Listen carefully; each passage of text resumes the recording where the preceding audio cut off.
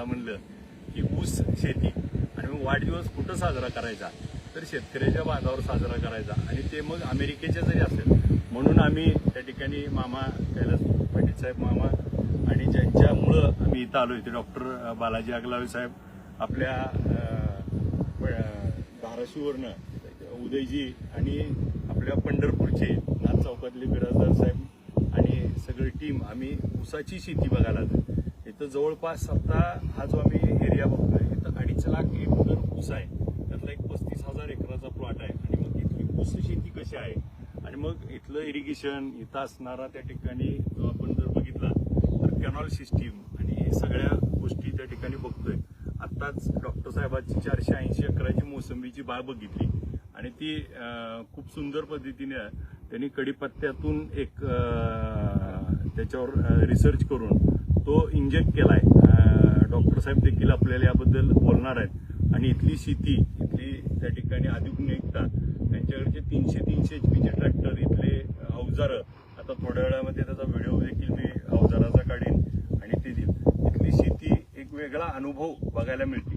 Doctor Balaji Aglave साहेबांनी या ठिकाणी आपल्या कळंब तालुक्यातील येरमाळ्या गावावरनं अमेरिकेमध्ये 2010 पासून इथं वास्तव्याला येत असताना सायंटिस्ट म्हणून त्या ठिकाणी काम केलं. विशेषतः संत्रा या पिकावरती त्यांनी त्यांचा पॅटर्न तयार केला. आल्यानंतर आंबा, केशर आंबा, हापूस आंबा आणि मग इथं शेती एकाला एक लागत आज जवळपास 1800 एकरापेक्षा जास्त शेतीचे ते मालक झालेत आणि इथं बऱ्याच जणाला त्या ठिकाणी मल्टिपल अँगलनी मदत करतात. एक पॉप्युलर व्यक्तिमत्व या अमेरिकेमध्ये त्या ठिकाणी आपल्या ग्रामीण भागातला मराठी आवाज इथं होतोय आणि त्यांच्यामुळं आम्ही 3 दिवसाची जी लेजिस्लेटिव्ह कॉन्फरन्स होती देशभरातनं 7,700 आमदार त्या ठिकाणी आले होते जगभरातून आणि महाराष्ट्रातनं आम्ही 11 आमदार होतो आणि बाकीचे 32 आमदार देशातनं आले होते.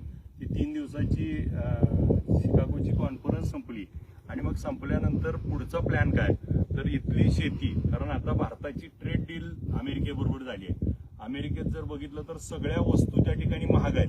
इथं पाण्याची बॉटल देखील $3 300 आहे आणि इथली मका मात्र $400 क्विंटल, $800 क्विंटल किंवा इथली पिकं शेतीमाल त्या ठिकाणी स्वस्त आहेत. मग हे नेमकं काय प्रकार आहे या आपल्या देशावर होणारे परिणाम चांगले वाईट ह्याचं सगळं समजून घेणं आणि डॉक्टर साहेबांची त्या ठिकाणी इथं असलेली शेती इथं असलेला जनसंपर्क आज त्यांचं मला पंढरपूरचं म्हणून कौतुक करावं वाटतं की ते वारकरी आहेत आणि ते पंढरपूरची वारी 3 ते 4 वेळा पायी केलेली आहे आणि ते त्या ठिकाणी वारकरी संप्रदायात असल्यामुळं पूर्ण व्हेजिटेरियन आहेत. त्यांनी अजून स्प्राईट आणि थम्सअपची चव बघितली नाही आणि मग मराठी माणूस त्या ठिकाणी स्वतः समुद्रापलीकडे राहून सुद्धा आज आपल्याला सांगितलं जातं की टेबलला बसल्यावर मैत्री चांगली होती परंतु निर्व्यसनी राहून देखील प्रगती करता येते. 1800 एकरापेक्षा त्या ठिकाणी मोठा त्या ठिकाणी तर साम्राज्य उभा केलं. त्यांचं आम्ही बंगल्याचं त्या ठिकाणी बघायला गेलो होतो. 4 एकरावरती बंगला बांधलाय.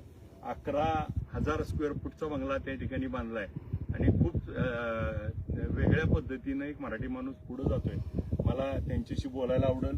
डॉक्टर साहेब आपल्या इथल्या शेतीबद्दलच आपण थोडी जरा माहिती द्यावी. नमस्कार. पहिल्यांदा मी कैलास पाटील साहेब आमच्या म्हणजे मतदारसंघाचे आमदार आणि अभिजित पाटील साहेब त्यांच्या दोघांचं मनापासून अमेरिकेत स्वागत करतो आणि मला त्यांचं विशेष हे आवडलं की ज्यावेळेस आमचं चालू होतं किंवा त्यांना अमेरिकेत यायचंय तर त्या दोघांनी पण एकच गोष्ट सांगितली की आम्हाला शेती बघायची. आम्हाला कोणतं एखादं टुरिस्ट ठिकाण वगैरे बघायचं नाही, आम्हाला तिथे आम्हाला शेती बघायचं. सो शेतीचं थोडं आम्हाला नॉलेज द्या जेणेकरून ते नॉलेज ते आपल्या मतदारसंघात जाऊन शेतकऱ्यापर्यंत पोहोचतील. आणि गेली 3 दिवस झाला मी वेगवेगळ्या जे शेती करतो मी वेगवेगळ्या पिकावरती ते आपण वेगवेगळ्या प्लॉटला आम्ही व्हिजिट करतोय माझ्या आणि ते भरपूर सारे प्रश्न विचारतायत. कैलास पाटील साहेब, अभिजित पाटील साहेब ते स्टुडंटसारखे नोट्स वगैरे पण घेत आहेत जेणेकरून ते पुढे जाऊन ते मेसेज पास करतील. इथल्या अमेरिकेतल्या भारताच्या शेतीमध्ये मेन जो आपल्यामध्ये फरक आहे की अमेरिकेत जी शेती भारतातली जी शेती आहे एकरे जी आहे होल्डिंग जे आहे आपलं ते कमी आहे शेतकऱ्यांचं. अमेरिकेत कसं आहे की प्रत्येक शेतकऱ्याचं मोठं एकरेज आहे. म्हणजे अमेरिकेत तुम्हाला 20,000 एकरचा शेतकरी मिळेल, 10,000 एकरचा शेतकरी मिळेल. म्हणजे कमीत कमी क्षेत्र असलेला शेतकरी म्हणजे 100-200 एकरवालाच असतो इथे. तर तो मोठा फरक आहे. भारतामध्ये आधुनिकीकरण तेवढं नाही, त्याचं एक कारण डेफिनेटली आपल्याकडे होल्डिंग कमी आहे. पण अमेरिकेत होल्डिंग आधुनिकीकरण जास्त आहे. का तर याच्यामध्ये क्षेत्र भरपूर आहे आणि भरपूर क्षेत्र असल्यामुळे आम्ही भरपूर मेकॅनायझेशन टूल्स इथं आम्ही वापरू शकतो. तशा पद्धतीने शेती केली जाते.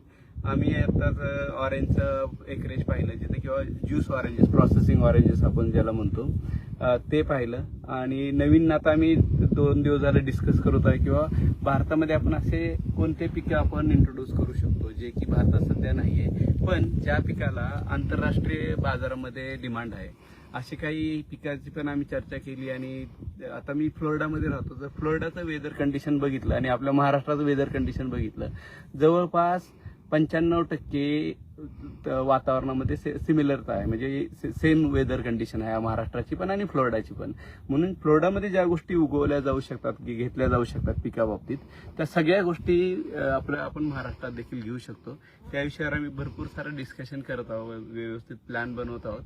आणि खरोखरच मला दोघांचं, यंग आमदार आहेत, आपलं नवीन तरुण व्यक्तिमत्व आहे दोन्ही पण. आणि विशेष म्हणजे दोघांना पण आपल्या मतदारसंघातल्या शेतकऱ्याविषयी जी ओढ वाटते हे त्यांना 3 दिवसापासून जाणवते.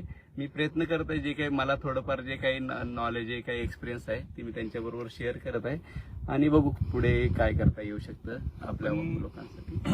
आपण डॉक्टर साहेबांना विनंती केली आहे की आपल्या विठ्ठल सहकारी साखर कारखान्यावर असलेल्या कृषी महाविद्यालयाला मान्यता मिळेल आणि त्या कृषी महाविद्यालयामध्ये यांच्या कंपनीबरोबर आपण एक जॉईंट व्हेंचरमध्ये अग्रीमेंट करतोय. आणि ज्या माध्यमातून ह्या अमेरिकेत असलेल्या शेतीचा, ज्ञानाचा त्या ठिकाणी आपल्या कृषी महाविद्यालयातून आपल्या भागातल्या शेतकऱ्याला त्याचा फायदा होईल. आज इथला त्यांचा आंबा जर बघितला तर तो एक केशरचा आंबा 700 रुपयाला त्या ठिकाणी विकतात. आणि मग अशा पद्धतीनं जर आपल्या शेतकऱ्याला भाव मिळाला तर आपल्या शेतकऱ्यावर जे आज संकट आहे, जे आज आपल्या शेतकऱ्याला आत्महत्या करायची वेळ येते, कर्जमाफी द्यावी लागते आणि सातत्यानं अडचणी येतात, तर त्याला त्या ठिकाणी यांची टेक्नॉलॉजी ही आपल्या कृषी महाविद्यालयाला त्या ठिकाणी अटॅच केल्यानंतर नक्की भविष्यामध्ये आपल्या भागातल्या टेक्नॉलॉजी. आणि मी या माध्यमातून डॉक्टर साहेबांनी एक आव्हान देखील केलंय की आपल्या भागातले जे विद्यार्थी आहेत, ज्यांना शेती कृषीमधलं त्या ठिकाणी आवड आहे, त्यांचं इंग्लिश चांगलं आहे आणि अशांना त्या ठिकाणी इथं ते त्यांच्या कंपनीत जॉब देखील देऊ शकतात. आणि मग त्याच्यासाठी आपल्याला त्यांच्या ज्या काही टर्म्स कंडिशन आहेत, त्याच्यासाठी नियम अटी या सगळ्या पूर्ण करून आपली मुलं देखील या ठिकाणी येतील, इथं शिकतील आणि ती परत आपल्या मायदेशी परतून या शेतीला त्या ठिकाणी चांगले दिवस येतील. माझा शेतकरी सुखी तर त्या ठिकाणी जग सुखी. आज त्या ठिकाणी वाढदिवस आहे आणि वाढदिवस कुठं साजरा करायचा तर शेतकऱ्याचा पोरगा म्हणून शेताच्या बांधावरती जाऊन, मग अमेरिकेच्या शेतीवर असेल आणि विशेषतः ऊसाच्या शेताच्या बांधावर जाऊन ऊसाच्या फडातून त्या ठिकाणी आपल्याशी बोलायला येतोय. आपण खूप जण मला फोन करताय, परंतु माझा फोन डायव्हर्ट आहे, इकडं फोन घेता येत नाही. आता रात्रीचे तिथं 12:30-1 वाजल्यात आणि इथं 3 वाजल्यात, त्यामुळे टाइम डिफरन्स असल्यामुळं मी आपले सर्वांचे फोन येत आहेत. नम्रपणे आपल्या सगळ्याच्या शुभेच्छा स्वीकारतो. आपल्या सगळ्याचं प्रेम असंच त्या ठिकाणी आपला आशीर्वाद, पंढरीचा पांडुरंग आणि असे मित्र ग्रुप त्या ठिकाणी जुटत राहू. आपल्या सगळ्याच्या शुभेच्छा नम्रपणे स्वीकारतो आणि आल्यानंतर लवकरच त्या ठिकाणी भेटूया.